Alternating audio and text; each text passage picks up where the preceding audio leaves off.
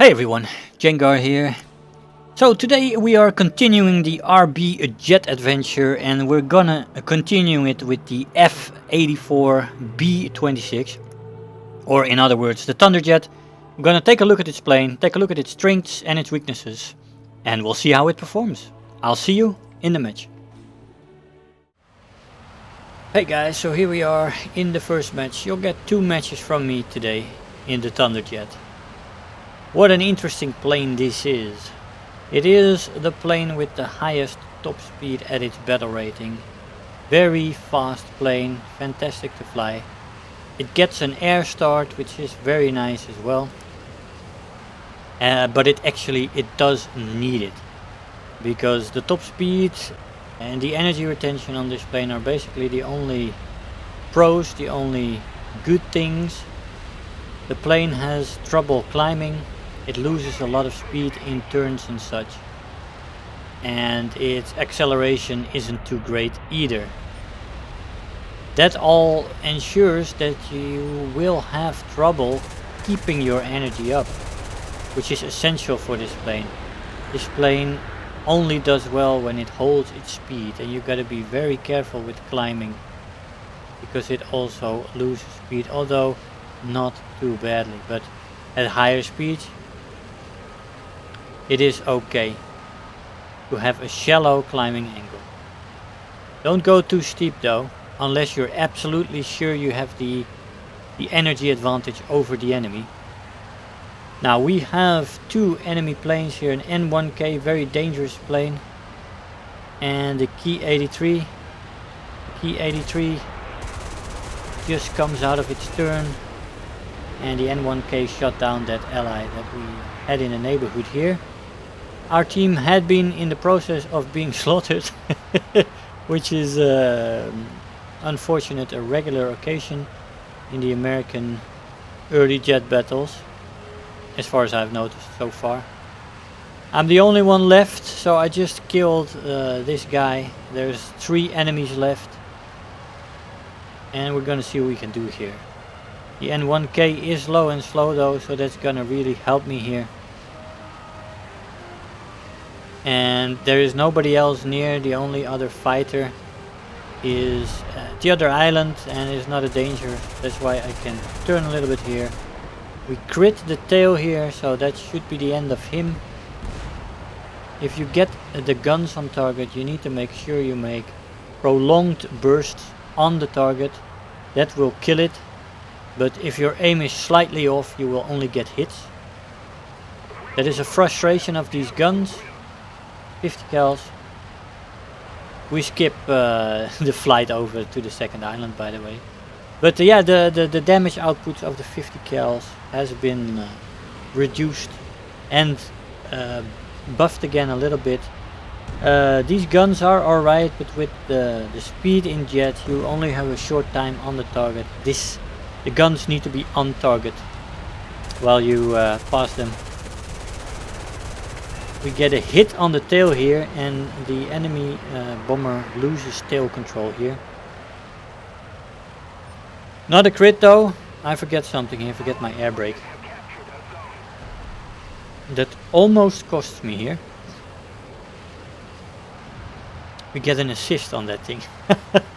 Somebody else probably critted him somewhere, and because we only got a hit, the kill goes to that other guy, but I count it as my kill.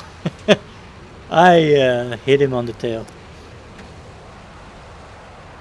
And here we go for the N1K, the last opponent in the match. Now we are very slow here, and that is due to my big mistake to leave the air brake on. The air brake on this plane is very nice, and it does indeed slow the plane down enough so you can activate it in a dive and make sure that you don't crash into the ground. But I forgot it there. You know, mistakes happen. And we're gonna have a bit of a scuffle with this N1K here above their airfield. I gotta make some speed here because he almost caught me here, and that is dangerous in this plane. You want to stay fast. If you lose your speed, it's difficult to maintain it and get altitude back. Although this plane looks very fragile, it can take a hit or two, I've noticed. It looks like one of the most fragile jets in the game, but it actually is quite good. So we're still above the island here. After that we zoomed out, and that's what you basically want to do. You don't really boom and zoom, but you boom and run in this plane. It's boom and run, and you take your time to get back to altitude, maintain your speed. Otherwise, in these kind of maneuvers, N1Ks can catch you if you go up too steeply. And if they have enough energy, then your speed will bleed and they will get an opportunity to get guns on target. That's why you want to run and don't go too much into the vertical as you come out. You really need to be very precise in the estimation of your opponent's energy in the Thunderjet. You can make terrible mistakes if you misjudge the energy of the opponent and you decide to throw away some of your speed. Here we get a good shot on this guy, and we run out of bullets. So it is time to go back to the airfield, reload, and we here come back reloaded and ready to rumble again. We don't find the enemy N1K above the airfield anymore. There's still a few AI planes here, but I didn't see him. Turns out he decided to go to the far airfield because the AA here was distracted. Wasn't focused on me, but it was focused on the AI planes. And he basically ran to this far point of this island to fight me with the AA on his side. Now yeah, that's a dubious tactic. I also talked with him about it, and I asked him why he did that. You know, you never know, you might actually get an answer. And I did in this case, and after flying around the airfield for a little bit and avoiding the AA guns because I stayed at altitude, he decided to take his plane a little bit away from the airfield and to really more or less try to fight it out with me. You get a hit here, but again the N1K is a good plane. It has a much better climb rate than the Thunderjet.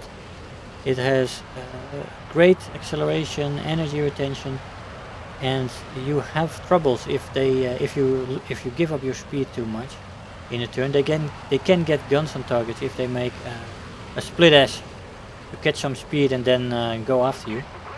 So you really gotta keep your speed up, and you don't want to turn here. I can't turn here. If I turn here, I'm basically dead, because he will have the superior climb rate. If I lose my speed there, it's done. So I extend and I extend until there's a gap, until you basically don't see the person anymore, and then you go back in.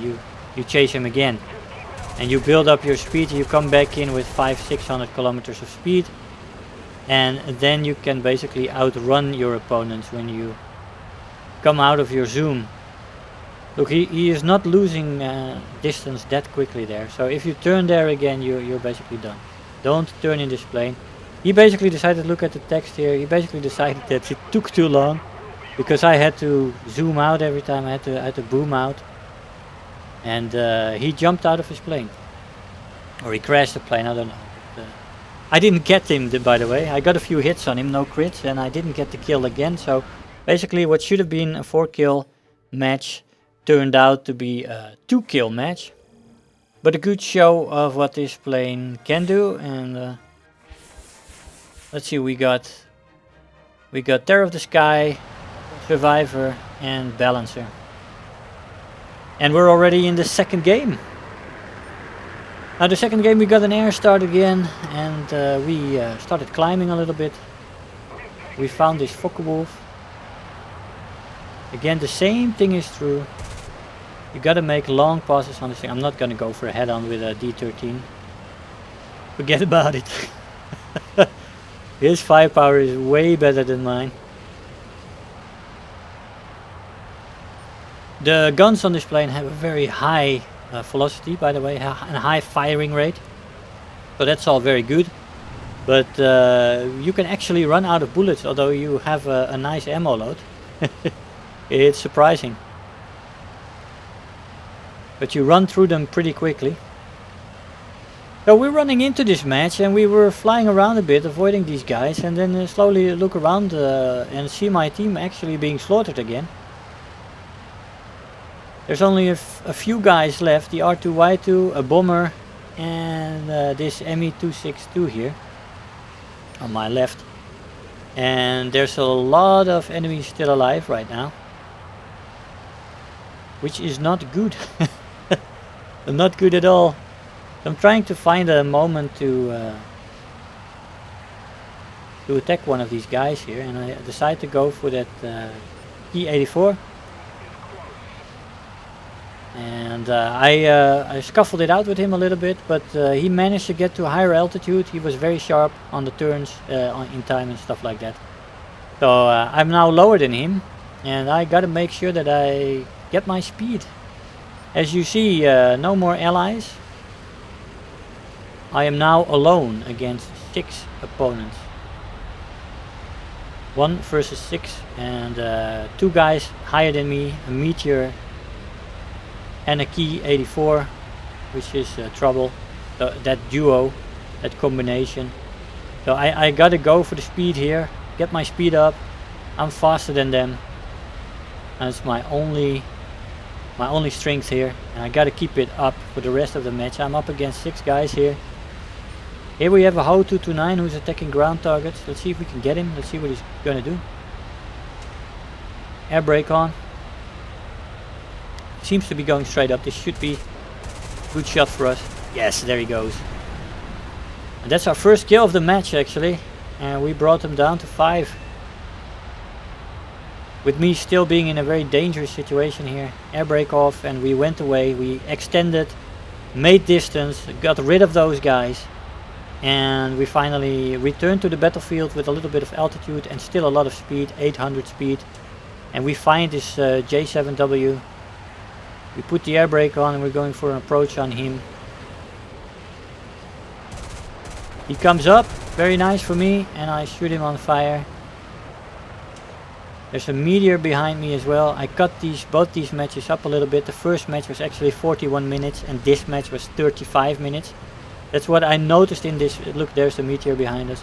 But you actually get very, very long matches in these planes, because you're basically always the last guy left, because you have to be so careful flying this plane, keeping your speed up, maintaining your speed. Nobody can catch you, but it ensures that you're often the last guy left. Now, and here the taunting begins. These guys, of course, are not agreeing with my flight style. They want me to turn with them and get killed, but I'm trying to win a match here. So this guy here in his Me-262 is calling me a runner. But it's a bit silly to call a guy in a Thunderjet a runner. You have to run in this plane. You have to create separation, create your speed, free yourself of opponent and come back in to the battlefield to have a chance. And I did that every time after an encounter in this match. That's why it took so long. But I was eliminating them one by one, and this guy was taunting me, so I was hell bent to get him. Maybe a little bit trigger happy here, but I wanted to get this guy. You know, it's irritating. If you don't know your jet, you call somebody in a Thunderjet a runner. You know, then you don't know what a Thunderjet does. This guy will quickly learn though what it can do. Hits and hits, more hits, elevator hit there, and there we go for a crit. And the elevator damage. He is going down. We lost some speed, we have 560. I basically always want to keep this plane between 600 and 700 kilometers. And I had to respond here. I felt it was a little necessary, but I got the kill there and I managed to get them down from 6 to 3. In the meantime, one of them crashed and we have 2 opponents left. The Meteor and the Key 84, and both of these guys knew what they were doing, although they were also taunting me. I don't know what's up with that taunting. Maybe they know me. It seemed like they know me because this guy in the Meteor told me to go back to arcade. Which I thought was a pretty funny remark. I guess they wanted to get me out of my concentration. But yeah, no, maybe he just doesn't like me. Although I can't fathom why he wouldn't like me. I'm such a nice guy. So here we get a hit again on the tail, and the plane again takes the damage quite nicely. Like I said, it looks like a very fragile plane, but it's quite nice, I have to say. It can take a hit or two.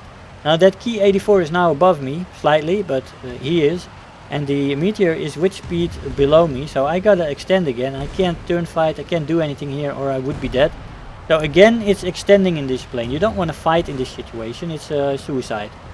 So again, you extend, you run away from them, or I would say a tactical retreat, and you come back in with speed at a time and place of your choosing, which is here actually. So I run away, I got distance on them, and I got rid of them, and I came back in with speed. You see me almost 900 kilometers, and I caught this guy attacking ground targets. Look at my ammo, 103. I'm gonna regret that spraying on the ME262 earlier. We got a hit here, turns away, and I'm out of ammo, and I gotta go. God damn it. Put this guy in a fantastic situation, because I believe the Meteor went back to base to rearm. But I gotta go. Should have been a kill there. I reload, I go back to the airfield, reload it, and yeah, these guys continue to taunt me, which indeed angered me a little bit. But I completely misjudged this Meteor's energy level here. He basically came down from altitude, and he said his top speed, and I take it into the vertical, which is a terrible mistake. Learn from this mistake, guys, because this was a terrible mistake, and it cost me an ace here in this match. Because these guys, they knew what they were doing, but they were definitely beatable. But yeah, I made a mistake. And I couldn't run away from a Meteor. Do you believe that? He held that much energy that I couldn't run away from him. That actually surprised me. But swah. Hey guys, so here we are after the match. Now I can say that I did have a lot of fun in this plane. It is a good plane, but it does have its limitations. Let's see. Where are we? Here we are. 13 matches, 6-1, 46.2% win rate. 5 deaths and 12 kills. Now the plane does perform well when it's on speed. When it's on speed, the plane performs very well when it's fast, and it's difficult to keep it fast, and that's the problem. It doesn't have a great climb rate. It's average actually, and the energy retention is pretty good, but the acceleration is not great. So to keep this plane fast, you gotta have some altitude to make sure that after some maneuvers you gotta put it in a dive, but to get there you need time. And to get that you need to get rid of opponents, because if you turn or you go into the vertical, you bleed speed, and bleeding speed in this plane is a dead sin, and it's suicide. So most of my matches in this plane took very long. I was mostly always the last survivor in my team, often seeing my American brothers and sisters being slaughtered, because many of them stayed too low. And well, and alone you can still do a lot, as you saw in that last match, but you got to be really focused, and you got to be very concentrated. And if you make an error in judging the enemy's energy state, like I did with that Meteor at the end, you are dead. You are basically dead, because I gave up my speed there too easily. And yeah, but good plane in the end, and if you use it to its strengths, you will be called a runner, but don't pay it any mind. If you start turning with them, you're dead, and that's what people want. People who are a little bit longer in jets know how dangerous the Thunderjet can be, but like I said, it's only dangerous if it's fast, so you gotta keep it fast at all times. Your life depends on it. So guys, I hope you enjoyed the video. I want to thank you all for watching, and I'll see you guys next time. Bye bye. Hey, so I hope you enjoyed the video, that you learned something there. If you are already a subscriber, don't forget to like the video. You know, those likes really make a difference. Do leave me a comment. You know, I always look forward to the comments every day. And if you really feel like helping out today, make sure to share the video with your friends and let them know about the channel. If you're new here, make sure to hit the subscribe button, become part of this community. I really love to have you aboard, and don't feel shy to leave me some comments. I always try to respond to them. So again, I want to thank you all for watching, and I'll see you guys in the next video. Bye bye.